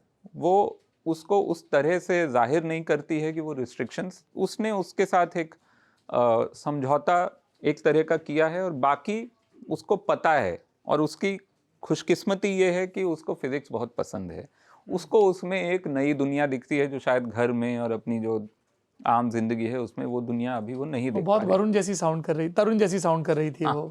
है कि मैं तो, मुझे नहीं पता रिजल्ट क्या होगा, बस मैं फिजिक्स के पास बनी रहूं। हाँ, वो काफ़ी कुछ, वो मेरे भाई का जो उस समय जो प्यार था फिजिक्स को लेकर वो इसमें आया है। और मैंने अपने भाई से एक दो स्क्रिप्ट के लिए कुछ आइडियाज भी पूछे थे कि फिजिक्स की कौन सी इक्वेशन लिख दूं या कौन सा हिस्सा मैं बता उसके ज़रिए मैं फिल्म में डालूं, तो कुछ उसने। और शीबा चड्ढा का किरदार जो टीचर बनी है, जी, because unfortunately we hardly see कि बहुत आजकल टीचर सेलिब्रेट हो रहे हैं, which is a good thing, पर महिला टीचर हमें यूपीएससी में तो फिर भी कुछ एक दिख जाते हैं, आईआईटी की कोचिंग में हमें नहीं दिखते हैं। बिल्कुल। और ये मैं जब गया, हम लोग रिसर्च करने के लिए कोटा गए थे और काफ़ी कोचिंग जो भी वहाँ की बड़ी बड़ी कोचिंग हैं उनमें हम गए, और पूरे शहर, मतलब कोटा को मैं कहता हूँ कि वो Las Vegas of IIT coaching है हिंदुस्तान में। आप रात को निकल जाएं कोटा तो बड़े बड़े बिलबोर्ड और उस पर बड़े बड़े नाम और बड़े बड़े लाइट्स लगे हुए हैं, और बड़ी बड़ी इमारतें, बहुत बड़ी बड़ी इमारतें, सब तरह के हॉस्टल हैं, कोचिंग है 30-35 हज़ार वाले भी, और मतलब 2-2.5 लाख तो एक ही कोचिंग है, उसके 2-2.5 लाख छात्र छात्राएं हैं वहाँ पे। तो हमारे लिए बहुत बड़ा शौक, मतलब हम लखनऊ में पढ़े हैं, ठीक है, वहाँ पे हमको लगता था बहुत बड़ी कोचिंग है कि इसके 8,000 यहाँ पे बच्चे पढ़ते हैं, वहाँ 2.5 लाख पढ़ते हैं एक कोचिंग में, और वो भी सबसे बड़ी नहीं है, शायद और भी हैं। 2.5 लाख सिर्फ आईआईटी के पढ़ते हैं, फिर मेडिकल के और होंगे ऐसे ही 2.5-3 लाख। तो हम वहाँ गए, एक चीज़ जो हमने नोटिस की, महिलाएं एकदम नदारद हैं, पोस्टर से टीचर्स, महिलाएं, लड़कियां आपको दिख जाएंगी जो टॉपर होंगी पिछले साल की 1, 2, 3, और उसमें एक्चुअली बराबर जेंडर रेशियो आपको दिखेगा। लेकिन जब आप देखते हैं कि उनमें से कितने आगे जाकर टीचर बने या सुपरस्टार टीचर जो वहाँ के हैं, जो मैथ्स या फिजिक्स के या केमिस्ट्री के, उसमें एक भी ना तो कोई कोचिंग की जो फाउंडर है वो कोई महिला होगी, या ना ही कोई टीचर, या ना ही कोई सुपरस्टार टीचर, किसी का नाम वहाँ उनकी रीलें वायरल हो रही, जिनके नाम पे एडमिशन हो रहे हो। तो वो बड़ा शॉकिंग लगा मुझे, इस वजह से भी कि जेंडर रेशियो वैसे तो सेम है ऑलमोस्ट, अपना जो टॉपर हैं उनमें, क्लासरूम्स में भी, अब आईआईटीज़ में भी या किसी भी इंजीनियरिंग कॉलेज में अब जेंडर रेशियो उतना, जो हमारे ज़माने में 1:, शायद 20 या 15 अब जोक्स नहीं बनते हैं मैकेनिकल और सिविल पे? बनते हैं, क्योंकि लड़के हैं, वो उनको जोक्स बनाने के लिए उतनी फैक्चुअल बेसिस नहीं चाहिए होते हैं चीज़ों के। तो खास करके ये इस तरह के जो सेक्सिस्ट जोक्स हैं वो तो मेरे ख्याल से इंजीनियरिंग कॉलेजेस में या उन तबकों में बन ही रहे होंगे। लेकिन महिला टीचर्स वहाँ नहीं हैं, सुपरस्टार उनको नहीं माना जाता है। वो बड़ा अजीब तो नहीं है, मतलब पता है हमको क्या हो रहा है और क्यों हो रहा है, लेकिन वो दुखद है। तो हमने फिल्म के ज़रिए कोशिश की कि वो उसको थोड़ा सा, जस्ट एक दुनिया है नहीं तो हम ऐसी दिखाएंगे, एक अपनी दुनिया ऐसी भी हो सकती है, जिसमें कि बुंदेला मैडम एक हैं जो कि शीबा चड्ढा वो किरदार प्ले कर रही हैं, जो वहाँ की जब कोटा में जब कोचिंग्स आनी शुरू ही हुई हैं, मतलब शुरुआती 1-2 जो बड़ी कोचिंग्स हैं उनमें एक कोचिंग उन्होंने इस्टेब्लिश की है बुंदेला मैडम ने, और उनके ज़रिए एक छोटा सा ट्रिविया भी है। वो ये है कि वो हमने वो नाम क्यों चुना, क्योंकि वो मैडम बुंदेला आईआईटी कोचिंग के सेम इनिशियल्स हैं माँ भगवती आईआईटी कोचिंग जैसे। तो इसलिए वो नाम हमने वो मैडम बुंदेला चुन लिया वहाँ पे। क्या रहा कास्टिंग का प्रोसेस? बोधिसत्व, सुदीक्षा, शीबा, गीता अग्रवाल नाम है ना, जी, गीता जो मदर बनी है, बहुत कमाल का काम कर रही हैं वो लेटली, और जो फादर का रोल किया है वो भी बहुत, जी, शशि भूषण। हाँ, शशि भूषण। तो ये जो 5 हैं, मतलब दोस्तों नाम मुझे नहीं ध्यान है, पर ये तो बहुत। कैसी हुई कास्टिंग? कास्टिंग काफ़ी लंबा प्रोसेस था। हम चाहते थे कि ज़्यादातर ऐसे लोग हों जो चेहरे पहले लोगों ने न देखे हों, या देखे हों तो बहुत इस तरह के मुख्य किरदार के रूप में आपने न देखा हो इन एक्टर्स को। तो कास्टिंग बे नाम की एक कास्टिंग एजेंसी है। मुकेश छाबड़ा वाली?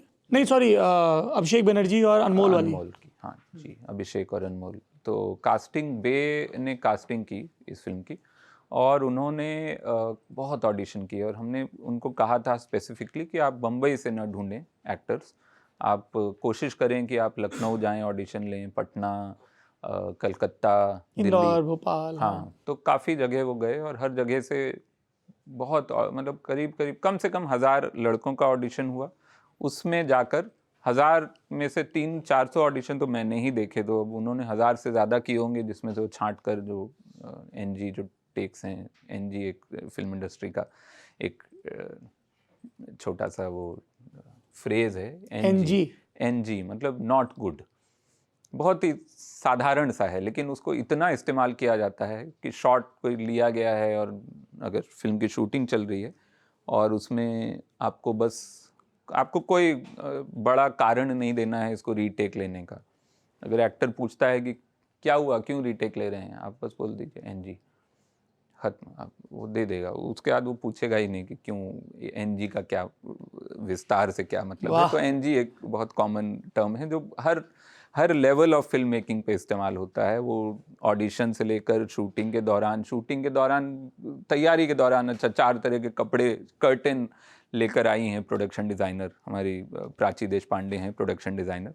अगर वो 4 तरह के कर्टन लेकर आई हैं कि लखनऊ के घर में ये वाला कर्टन हमको दिखाना है, तो हमको जो नहीं पसंद आएंगे हम सिर्फ एनजी और कुछ हमको नहीं बोलना है कि क्यों नहीं पसंद आ रहा है। खैर बोलेंगे तो उनके लिए थोड़ा फ़ायदा होगा, वो फिर समझ पाएंगे कि किस तरह का लाना है। लेकिन ऐसा होता है कि फिल्म चले नहीं चले तो लोग आके फिर डायरेक्टर को बोल दें एनजी नहीं, तब यूज़ नहीं होता है वो, या स्क्रिप्ट बहुत ख़राब लिखी गई हो, या हो ही ना स्क्रिप्ट बहुत। अरे फिल्म देखकर अच्छा रिव्यू, आप दोस्तों से हम लोग आपस में पूछते हैं कि कैसी है फिल्म, तो एनजी बोल देते हैं लोग। तो ओके पूरी आप सोचिए बरसों की मेहनत के बाद किसी ने फिल्म बनाई है और उससे 2 अक्षर, हाँ सिर्फ 2 छोटे से अक्षर जो अपने आप में किसी को समझ नहीं आएंगे। और जब शुरू में हमने सुना था हमको लगा था इसका कोई बहुत गहरा मतलब होगा या कोई कम से कम थोड़ा इवॉल्व्ड फ्रेज होगा। वो एनजी नॉट गुड, ख़त्म बात वहाँ। तो कहाँ थे हम, वहाँ से एनजी पे आ गए, हम भूल ही गए हैं। आप ये पूरा प्रोसेस बता रहे थे कास्टिंग का। तो हाँ, बहुत सारे एनजी थे, तो उसमें से जो बचे 300-400 वो मैंने देखे ऑडिशन मुख्य किरदार के लिए, विवेक के लिए। और उसमें से फिर हमने 4 चुने, 4 एक्टर चुने जो कि फाइनली उनके साथ हमने वर्कशॉप की। और हर 4 इसमें मेन छात्र छात्राओं के 4 किरदार हैं। तो विवेक हैं जो कि बोधिसत्व शर्मा हैं, सारिका है जो कि समता सुदीक्षा है, आयुष है जो कि रिंकू का किरदार प्ले कर रहा है, आयुष पांडे, और नीरज है जो कि चंदन का किरदार प्ले कर रहा है। तो ये 4 जो बच्चे थे, इन चारों के लिए हमने 4 एक्टर चुने और इन 16 के साथ हमने 3 दिन वर्कशॉप की। और श्रीधर दुबे हैं जिन्होंने वर्कशॉप की थी हमारे साथ, एक्टर हैं श्रीधर। हाँ, श्रीधर दुबे जिन्होंने वो अलग पांडे वाली सीरीज में लीड रोल किया है। जी बिल्कुल, हाँ वो फिजिक्स वाला में वो लीड रोल किया है। मसान में जो मसान का अब जो सीन जो बहुत दुख जो का है, दोस्त साथ में बैठता है कि दुख का है, सामने बैठा, तो उसमें वो साथ में जो रो रहा है, अच्छा एक्टर श्रीधर। हाँ, तो वो मसान में भी उन्होंने एक्टर्स की वर्कशॉप की थी, तो मसान से वो हमसे जुड़े हुए हैं। और तो श्रीधर ने एक्टर्स की वर्कशॉप की और साथ में ही हमने हिमांशु बाजपेयी जो कि लखनऊ के दास्तान गो हैं, तो उनसे हम सबके दुलारे मित्र, हम सबके प्यारे मित्र हैं। और एक्टिंग डेब्यू की बधाई हिमांशु। हाँ, हिमांशु भी इस फिल्म में हैं क्योंकि हिमांशु ने डिक्शन की वर्कशॉप की। और लखनऊ के जो किरदार हैं, जो विवेक, आप बोल रहे हो ना जहाँ कहीं भी है वहाँ जाए। हाँ, तो हिमांशु तो इस फिल्म में जो नसुड्डा जैसे जो शब्द हैं, जो लखनऊ के एकदम घोर लखनऊ के शब्द हैं कि नसुड्डा है, तो वो सब हिमांशु की देन है। एक कहावत हम लोगों ने सुनी थी, घिसी है पर दुरुस्त है, चोर चोरी से जाए पर हेरा फेरी से ना जाए। वरुण ग्रोवर गाना लिखें, सीरीज़ लिखें, फिल्म लिखें या बनाएं और उसमें बहुत कम से कम बहुत सटल ढंग से पॉलिटिकल रेफरेंस ना आए, ऐसा नहीं होता है। फिल्म में एक, ये स्पॉइलर नहीं है so you can watch it, एक जगह इस पे बात होती है कि स्वतंत्रता लिखें कि आज़ादी लिखें, मुबारक लिखें, या जो हमने बिल्कुल शुरू में कहा था सलाम कहें कि नमस्ते कहें कि राम राम कहें वाला मामला, या वो तिरंगे झंडे को लेके जब कोटा में भी हम दाखिल होते हैं तो पीछे वो संयुक्त मोर्चा सरकार, देवेगौड़ा, वो सब चीज़ें ऐसे ही आ जाता है, या लगता है कि इतना तो छुआ ही दें? हाँ, इतना तो देखिए, हम एक पॉलिटिकल माहौल में रहते हैं हम लोग, और ख़ास करके लखनऊ में जब हम रहते थे, बड़ा ही अभी अभी भी है। अब बल्कि मुझे लगता है पॉलिटिकल कम हुआ है। अब लोग पोस्चर ज़्यादा करते हैं कि हम पॉलिटिकल हैं, लेकिन पॉलिटिकल अवेयरनेस जो है और उस पे जो एक वाद विवाद होता था वो 90 के दशक में जो था, क्योंकि 90 के दशक में हम 10वीं के बच्चे हम लोग थे। ऐसी विधानसभाओं पे बैठ के मुझे ध्यान है, हम दीनदयाल विद्यालय में थे, हमारे एक दोस्त हैं अभी इंजीनियर हैं, शिवेंद्र सिंह परिहार, हम लोग एक एक विधानसभा डिस्कस करें, यहाँ इसको बिल्कुल, टिकट मिलेगा तो ये हो बिल्कुल। जाएगा, उसको में ये नहीं। 90 के दशक में, और स्वदेश सिंह मेरे दोस्त हैं, आप भी जी। उनको जानते हैं, और हम लोग 10वीं में थे। हम लोग डिस्कस करते थे कि अच्छा अब इस चुनाव में वहां से कौन, प्रतापगढ़ से किसको टिकट मिलने वाला है और फिर वो क्या होगा, फिर संगठन में कौन आ गया। हाँ, मतलब इतनी ज़्यादा हमारी रुचि थी, जो मुझे लगता है आज की तारीख में वो रुचि जो है वो उस तरह से खत्म हो गई है। बड़े मुद्दे जो न्यूज़ चैनल फेंक जी। देता है आपके ऊपर, आप उस पर ठीक है, आप वो लक्षद्वीप और मालदीव्स में पूरा देश इस समय बढ़ चुका है कि कौन कहाँ जाएगा और कौन कहाँ जाएगा, वो सब अब उस पे बात हो रही है। लेकिन आपकी विधानसभा क्षेत्र में जी क्या हो रहा है वो शायद लोग उतना इंटरेस्ट नहीं ले रहे हैं। तो वो पॉलिटिकल माहौल था उस समय का, जो मैंने कोशिश की कि ठीक है, फिल्म जितनी ऑथेंटिक जिस भी तरह से हो सकती है, वो आर्ट डिज़ाइन से हो सकती है, वो प्रॉप्स की चॉइस से हो सकती है, वो भाषा से हो सकती है, तो इन तरह के इस तरह के जो मुद्दे हैं जो उस समय थे और अभी भी हैं, लेकिन उस समय हमने बहुत सामने से देखी। ये जो भी इसमें फिल्म में आप जो जिस प्रकरण की बात कर रहे हैं, वो हमने उस तरह की चीज़ें होते हुए देखी हैं उस समय, और तो हमने सोचा ठीक है। ऐसी चीज़ों पे शो कॉज नोटिस मिलते हैं। हाँ बिल्कुल। तो और गुरु, तुम उस कमरे में जो गैब्रियल सबातिनी का पोस्टर लाए हो। हाँ, गैब्रिएला सबातिनी बहुत बड़ा नाम थी हम लोगों के लिए, एक युवा दिल, युवाओं के लिए उस समय। बाद के लोग अन्ना कुर्निकोवा वगैरह का चिपकाते हाँ, थे, पर हाँ, उनको वो लेकिन समझ नहीं थी। बिल्कुल। I am sounding like that, Wasseypur में नहीं बोलता है, अरे एक्टर दिलीप कुमार था ये सब था। हाँ, नहीं, वो 90 के दशक जो था वो बहुत ही, और खास करके जो फिल्म का एक थोड़ा सा एक अंडरलाइंग एक थीम भी है कि ये जो पोस्ट लिबरलाइजेशन इंडिया था वो जुड़ा हुआ है इस बड़े सपने से, जो आईआईटी का सपना जो इस फिल्म में जिसके लिए उसके पिताजी उसको भेजते हैं, वो 1992 के बाद जो हिंदुस्तान 93-94 के बाद जो बदलना शुरू हुआ, जहाँ पे केबल टीवी आया, एक नई दुनिया हमारे लिए खुली। फिर वो कॉस्मेटिक ब्रांड्स ने कैसे आकर मिस इंडिया और मिस यूनिवर्स को बहुत ही आम चीज़ और एक नया सपना जोड़ दिया हम लोगों के लिए, जहाँ हम लोग 8-8 घंटे का पावर कट लग रहा है लखनऊ में, ठीक है, 8 घंटा, कई बार ग्रिड फेल। हर साल हम लोग इंतज़ार करते थे मई जून में कि भाई कब ग्रिड फेल होने वाला है और वो 4 दिन फिर बिजली नहीं रहेगी, और हर साल कोई ना कोई ग्रिड कहीं ना कहीं उड़ जाता था। वो सेंट्रल इंडिया का उड़ गया, वो ईस्टर्न इंडिया का उड़ गया, और लखनऊ में उस सब के बीच में सपने दिखाए जा रहे हैं कि आप ये लगा लीजिए ये क्रीम तो आप मिस यूनिवर्स या मिस इंडिया बन सकती हैं। तो वो बड़ा एक क्लैश ऑफ सिविलाइजेशन जैसा चल रहा था उस समय, वो क्लैश, और उसके बीच में आईआईटी का सपना निकल के आता था, जिसमें से आपको लगता था कि आपकी पूरी जिंदगी बदल जाएगी। आपको हर हफ्ते वो एक शराब की बोतल देकर बिजली विभाग वाले को आपका फेज नहीं चेंज कराना पड़ेगा, आप अगर आईआईटी में चले गए तो ये जो सपना था ना, और आप बड़े गर्व से नहीं देंगे, हमारे यहाँ 3 फेज हैं, एक खंबा इससे। हर कोई एक स्क्रैच कार्ड तलाश रहा था, किसी को वो केबीसी में नजर आ रहा था, किसी को कि एक दिन सुबह उठे और अमर उजाला जागरण या हिंदुस्तान में कि बरेली की लड़की बनी मिस वर्ल्ड। हाँ बिल्कुल है कि सब कुछ बदल गया, और फिर फलाने का लड़का निकला टॉपर। बिल्कुल, सब एक स्क्रैच कार्ड खोज रहे थे। वो कितनी बड़ी बात थी कि अच्छा बरेली, हम लोग यूपी में थे तो मतलब बरेली की लड़की प्रियंका चोपड़ा जाके मिस यूनिवर्स, मिस वर्ल्ड बन गई हैं। वो बहुत ही अजीब सी चीज थी, वो सोचना ही बहुत अजीब था, लेकिन वो हुआ था, और वो उसके होने से कितने लोग इन्फ्लुएंस हुए थे। लखनऊ वालों ने भी पीठ खुजाई अपनी की, ला मार्टिनियर की तो पड़ी। बिल्कुल, हम लोग बहुत, तो वो आईआईटी का सपना भी वैसा ही था, और वो हम उस सब को साथ में लेकर ये फिल्म मतलब हम चाहते थे कि बुने, जिसमें उस एरा के कॉम्प्लिकेशंस भी थोड़े आ जाएं सामने। वैसे बच्चे की कहानी है और आप वो कॉम्प्लिकेशन न भी समझें, लेकिन वो आने चाहिए। तो उसी के साथ साथ वो पॉलिटिकल थोड़े से जो उस समय की क्या बोलें उसको, पैराडॉक्स थे, वो भी आ गए हैं। बढ़िया। What next? अभी तो इसकी रिलीज में ही बिजी होंगे, फिर उसके बाद जी फिलहाल अब आप ज्यादा डायरेक्ट करेंगे, कैन वी अज्यूम दिस?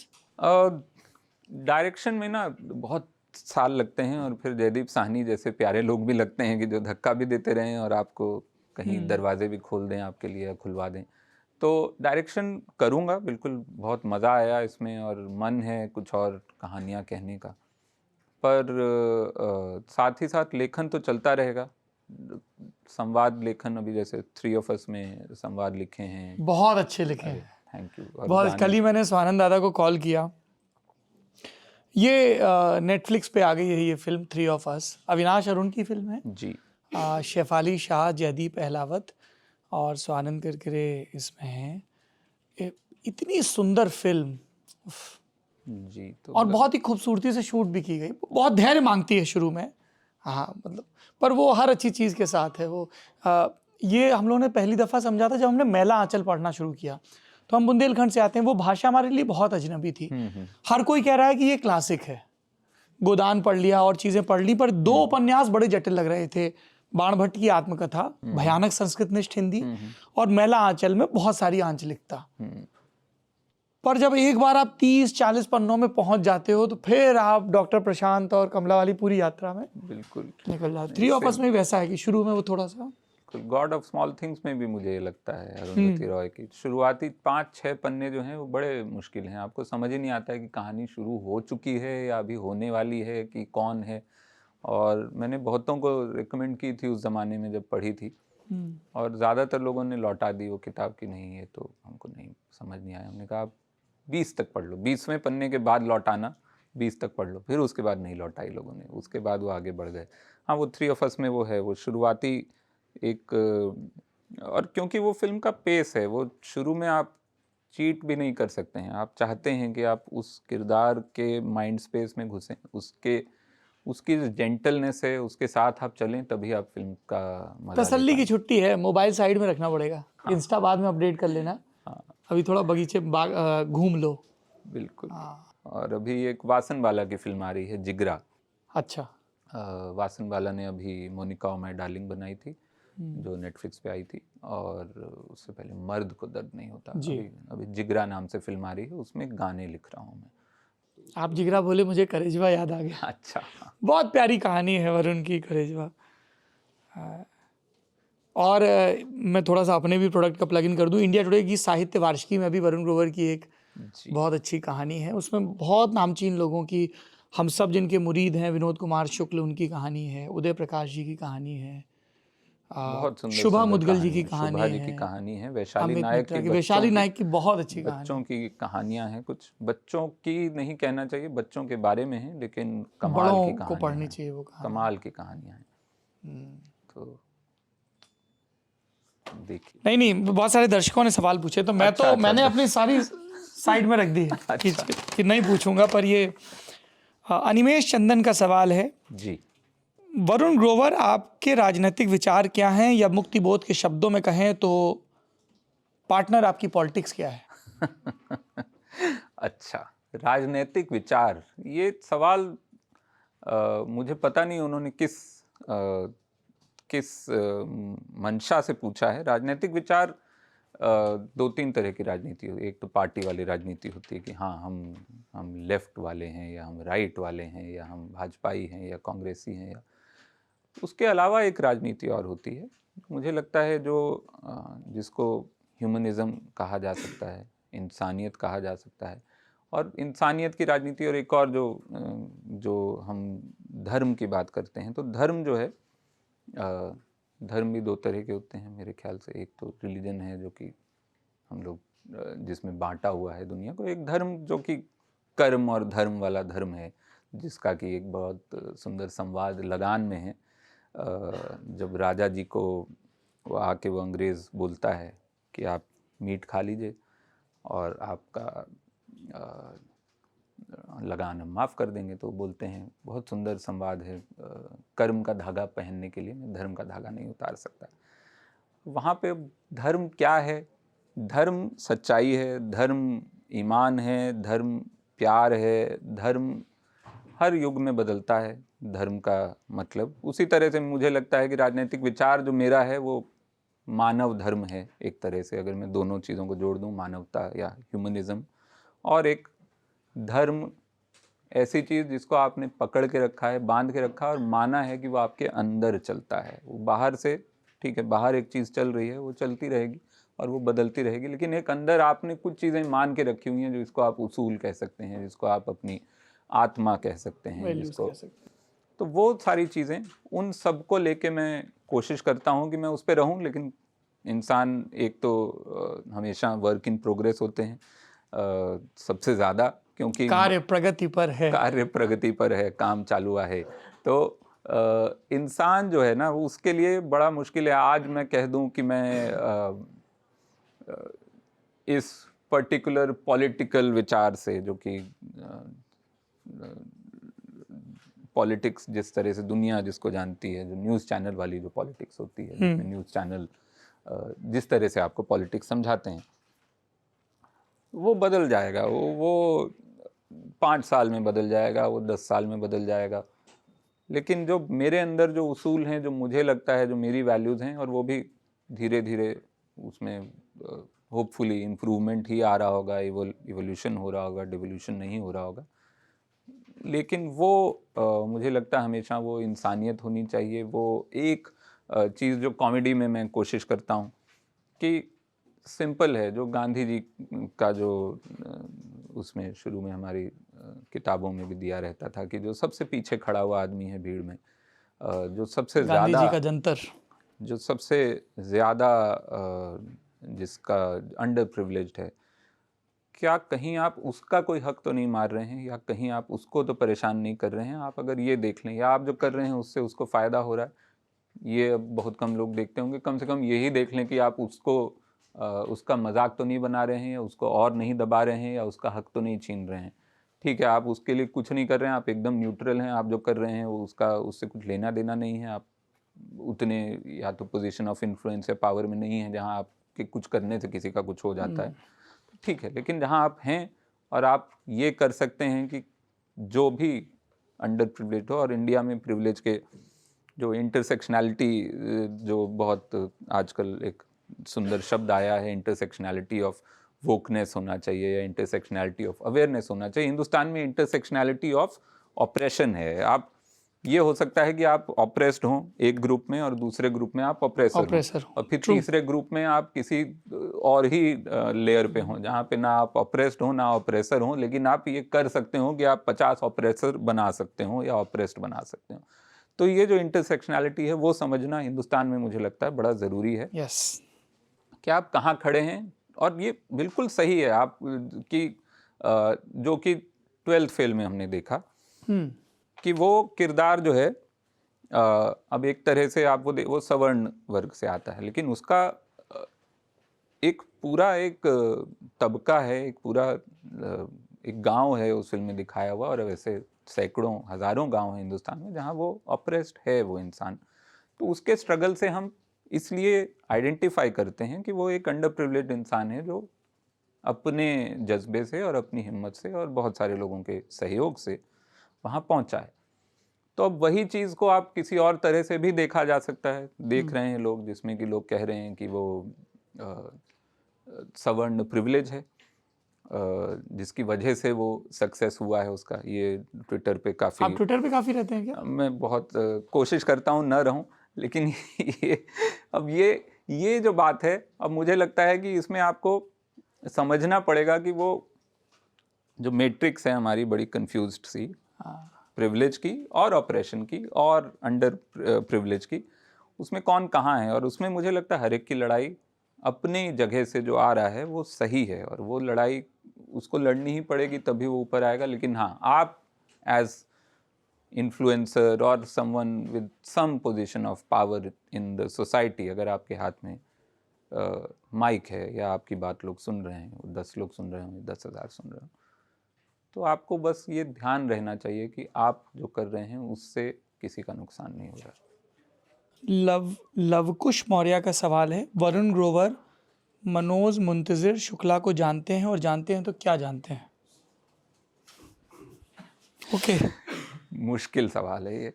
मैं जानता हूँ उनको बिल्कुल। हाँ। मतलब हम लोग मिले हैं, अक्सर मिले हैं, क्योंकि लिरिक्स राइटिंग कम्युनिटी बड़ी छोटी सी है और उनसे ठीक ठाक परिचय है, इतना ही कहूँगा मैं।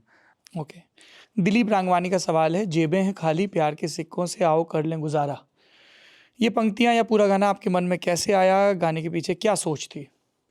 जी, गाने के पीछे ये सोच थी कि जो 90 के दशक के गाने सुने हैं, उनमें जो मज़ा है, उनमें जो एक एकदम ही मतलब मस्ती बाजी है कि कोई मतलब नहीं है, दो लाइनों का आपस में कोई ज़्यादा मीटर मतलब बैठ रहा है। हाँ, मीटर बैठ रहा है। नाच सकते हैं आप, उसका इंडिविजुअली हर लाइन अपने आप में कंप्लीट है, लेकिन उसका आगे पीछे की लाइन से कोई ऐसा बहुत ज़्यादा मतलब नहीं है, और एक अच्छी हुक लाइन है, तुमसे मिले दिल दिल में उठा दर्द करारा। तो बस उतना ही था। वो लिखना बड़ा आसान था। आज तक मैंने ज़िंदगी में अभी 10 साल 2012 से मैंने लिखना शुरू किया है गैंग्स ऑफ वासेपुर। उससे पहले एक गाना लिखा था गर्ल इन येलो बूट्स में। तो 12 साल में शायद 15-18 एल्बम हो चुके हैं, और अगर उस हिसाब से 100 से ज़्यादा गाने हो चुके होंगे। ये गाना जो है, इससे आसान मैंने आज तक कोई गाना नहीं लिखा। ये मैंने शायद आधे घंटे में पूरा गाना शुरू से अंत तक लिख दिया था, और एक बार में अप्रूव हो गया और सबको पसंद आया वहाँ भी, और फिर बाद में लोगों को भी, क्योंकि ये एकदम ही ये दिल से निकला हुआ था। और दिल से, या ये तो दिल जिगर नज़र सब जगह से एक साथ निकला था, ऐसा लग रहा। तो बहुत। किस गाने का सबसे ज़्यादा जिक्र आता है आपके परिचय में? जैसे हमारे मित्र बैठे हुए हैं ऑस्ट्रेलिया में रहते हैं, तो मैं इनको बता रहा था वरुण ग्रोवर कौन है, तो मैंने कहा क्या बताऊं, तो मैंने कुछ फिर मैंने कहा कि मोह के धागे। बोले हाँ हाँ, इसका आता है जिक्र। ये गाना वो है जो सबने सुना होता है, लेकिन कुछ हैं जिन्होंने ये नहीं सुना होता। फिर मैं समझ जाता हूँ कि उन्होंने जबरा फ़ैन सुना होगा, तो वो उनको फिर मैं जबरा फ़ैन बताता हूँ, तो उन्होंने वो सुना होता है। तो गानों में वासेपुर ऐसे भी हैं जिन्होंने वासेपुर के गाने नहीं सुने हैं। हाँ, कुछ लोग हैं वासेपुर के गाने, और कुछ लोग हैं जिन्होंने सुने हैं, लेकिन मैं फिर इतने सारे हैं कि मैं गलत गाना शुरू में बता देता हूँ कि अच्छा काला रे सुना है क्या? बोलते नहीं, काला रे तो नहीं सुना है। फिर मैं पूछता हूँ अच्छा तार बिजली से या जिया हो बिहार के लाला, हाँ वो सुना है। हाँ। तो वो वासेपुर के सारे गाने इक्वली, या मूरा जो है वो बहुत कम लोगों ने सुना है। सबसे ज़्यादा वासेपुर में जिया हो बिहार के लाला है, फिर तार बिजली, फिर उसके बाद किसी ने वुमनिया, हाँ वुमनिया ज़्यादा लोगों ने सुना है असल में। तो वुमनिया जो है, क्योंकि वो फ्रेज भी वैसा था, तो और वो शब्द आ भी गया बहुत। हाँ, वो आ गया वो तेजी के साथ शब्दकोश में। बिल्कुल। हाँ, मैंने एक बुटीक भी है बम्बई में वुमनिया नाम से। वाह। कौस्तुभ का सवाल है, क्या आपने मराठी फिल्में चैतन्य तमाने की द डिसाइपल और परेश मोकाशी की वाल्वी देखी है? अगर हाँ तो क्या राय है? जी, मैंने डिसाइपल देखी है, वाल्वी अभी नहीं देखी है। देखने वाला हूँ, वो आ गई है शायद किसी OTT प्लेटफॉर्म पे, थिएटर में नहीं देख पाया था।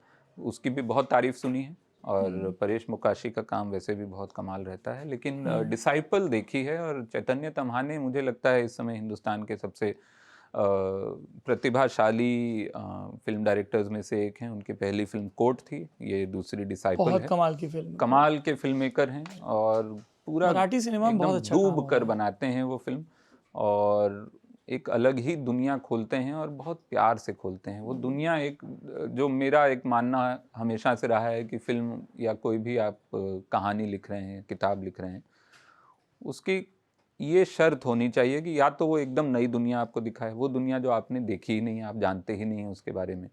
जुरासिक पार्क मतलब ऐसी दुनिया की आपको लगेगी अच्छा डायनासोर भी होते हैं, ऐसे अंडे से निकलते हैं। जिस तरह डिसाइपल एक मेरे ख्याल से एक पूरी नई दुनिया थी। जो शास्त्रीय संगीत हम लोग सुनते हैं, उस दुनिया के बारे में हम क्या जानते हैं? कुछ नहीं जानते हैं। और ख़ास करके एक ऐसा शास्त्रीय संगीतज्ञ जो अभी मतलब सीख रहा है और शुरू कर रहा है। ठीक है, महान लोगों के बारे में फिर भी लोगों ने कुछ थोड़ा बहुत पढ़ा होगा कि पंडित रविशंकर कहाँ से आए या बिस्मिल्लाह खां कहाँ से आए। तो या तो वो नई दुनिया दिखाए, कोई भी काम अगर आप कहानी कहने जा रहे हैं, या तो एकदम नई दुनिया दिखाए, या वो दुनिया दिखाए जो आपने सैकड़ों बार देखी है लेकिन इस नज़र से नहीं देखी है। तो ये दोनों मुझे लगता है चैतन्य तम्हाने ने कोर्ट में दूसरा काम किया, जहाँ पे वो दुनिया हमने फिल्मों में सैकड़ों बार कोर्ट देखा है, और कोर्ट की पूरी एक दुनिया देखी है, उसके सवाल जवाब देखे हैं, लेकिन एक नए नज़रिए से उन्होंने दिखाई। और डिसाइपल एकदम वो दुनिया दिखाई। और वो चैतन्य तम्हाने मुझे लगता है बहुत क्योंकि वो हैं भी बहुत नर्ड टाइप इंसान हैं, तो वो एकदम ही उस तरह से वो फिल्म बाद में बनाते हैं, वो पहले उस दुनिया में चले जाते हैं और वो उस दुनिया में रहते हैं 2-3 साल, और उसके बाद वो वहाँ जब लगता है कि ठीक है अब मैं पूरा सीख गया हूँ। इतनी कमाल की वो डिटेलिंग भी आती है, बिल्कुल मतलब छोटी छोटी बस में गाना भी क्या गा रहे हैं कोर्ट में, और आखिरी में गुस्सा भी किस चीज़ पे हो बिल्कुल रहे हैं, बिल्कुल या सब्जी काटते हुए भी क्या बात कर रहे हैं। कमाल डायरेक्टर है। मितुल सेठ का सवाल है, फिल्म इंडस्ट्री में आपके पसंदीदा एक्टर कौन है? शाहरुख सलमान जैसे मेगा स्टार के साथ कभी काम करेंगे क्या? पहला हिस्सा क्या था? मैं फिल्म इंडस्ट्री में आपके पसंदीदा एक्टर कौन है? अच्छा, पसंदीदा एक्टर कौन है? इरफान साहब का ही नाम आता है सबसे पहले। और एक जो फिल्म इंडस्ट्री बर्थडे में भी था जी, इरफान साहब के साथ और हर एक्टर के साथ ही ये बात लागू होती है कि वो ठीक है, उनका नया काम आना बंद हो जाता है जब वो गुजर जाते हैं, जब वो चले जाते हैं, लेकिन उनका जो किया हुआ काम है वो तो रहता है। तो एक्टर तो नहीं गुजरते हैं, तो उस हिसाब से मैं तो यही कहूँगा कि अभी भी इरफान खान साहब ही मेरे सबसे पसंदीदा एक्टर हैं। जयदीप अहलावत बहुत पसंद है, उनका काम बहुत ही कमाल का, हर रोल में वो कुछ एक नया,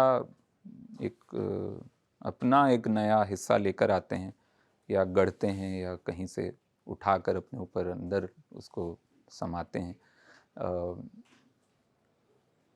और फिलहाल खैर मैं मतलब इंडियन एक्टर्स की बात कर रहा हूँ, आलिया भट्ट कमाल की हैं, बहुत ही उनके अंदर एक बहुत फाइन समझ है किरदार की, और बहुत मेहनत भी करती हैं वो। खैर मैं देखा मैंने उनको नज़दीक से उड़ता पंजाब में पहली बार, जिगरा में अभी देखा, जिगरा वासनवाला की जो फिल्म है उसमें आलिया हैं। पर उनके रोल की चॉइसेस कमाल है, मतलब जब शायद दूसरी ही फिल्म थी उनकी हाईवे, जो शायद 19 या 20 साल की उम्र थी उनकी, तब उन्होंने वो फिल्म की, या अभी गंगूबाई की, या उड़ता पंजाब की, वो रोल की चॉइसेस काफ़ी यूनिक हैं, जो जनरली मतलब यहाँ पे बॉलीवुड में या हिंदी फिल्म इंडस्ट्री में जो भी नाम आपको पसंद हो, मुझे दोनों से कोई दिक्कत नहीं है। कुछ लोग बुरा मानते हैं बॉलीवुड से, लेकिन जिन लोगों के पास मौके होते हैं या जिनके पास वो पावर होती है, जो आलिया भट्ट के पास थी, कि वो सिर्फ और सिर्फ शोर शॉट रोल्स ले सकती थी, लेकिन उन्होंने उड़ता पंजाब भी की, उन्होंने हाईवे भी की, उन्होंने अभी बीच में डार्लिंग्स भी की, जो प्रोड्यूस भी की उन्होंने। तो बहुत कमाल, बहुत इंटेलिजेंट भी हैं अपने रोल की चॉइसेस को लेकर, और उनमें घुसते भी हैं पूरे मन। शाहरुख सलमान जैसे मेगा स्टार के साथ काम करेंगे? मितुल का दूसरा सवाल था। शाहरुख साहब के साथ तो मतलब एक तरह से काम किया है, 2 फिल्मों में गाने लिखे हैं उनके लिए, फैन में और अभी डंकी में एक गाना था, चल वे वतना। बाकी मौका मिलेगा तो ज़रूर शाहरुख साहब के साथ तो करेंगे। सलमान साहब अभी तक जो फिल्में कर रहे हैं वो पता नहीं मुझे, अगर वो, मैं अपनी दुनिया को उनकी दुनिया से जुड़ते हुए नहीं देख पाता हूँ, जिस तरह की फिल्में मैं करना चाहता हूँ। पर अभी तो आपने कहा कि या तो फिल्म ऐसी हो जो कोई नई दुनिया दिखाती हो। हाँ, वही दुनिया सलमान खान देखना चाहते हैं, मुझे नहीं पता, या दिखाना चाहते हैं, मुझे नहीं पता। तो वो मिले कभी आप? नहीं, सलमान खान से नहीं मिले हैं, शाहरुख साहब से मिले हैं। पर क्या है ना, कुछ लोग होते हैं जो लगता है कि जिनसे आप जो एग्जिस्ट करते हैं, शाहरुख खान एग्जिस्ट करते हैं, सामने हैं, वो सामने दिख भी चुके हैं, लेकिन वो न भी दिखे होते तो वो रियल लगते हैं। सलमान खान जो हैं वो लगते हैं कि वो स्क्रीन पे ही हैं, वो शायद असल ज़िंदगी में हो ही ना, वो एआई से बनाए हुए एक किरदार हैं जो कि वही हैं। अब वो सामने दिख जाएं तो शायद थोड़ा सा भ्रम टूटेगा मेरा, लेकिन तब भी वो बड़ा मुश्किल होगा मेरे लिए मानना कि ये इंसान स्क्रीन के अलावा भी है।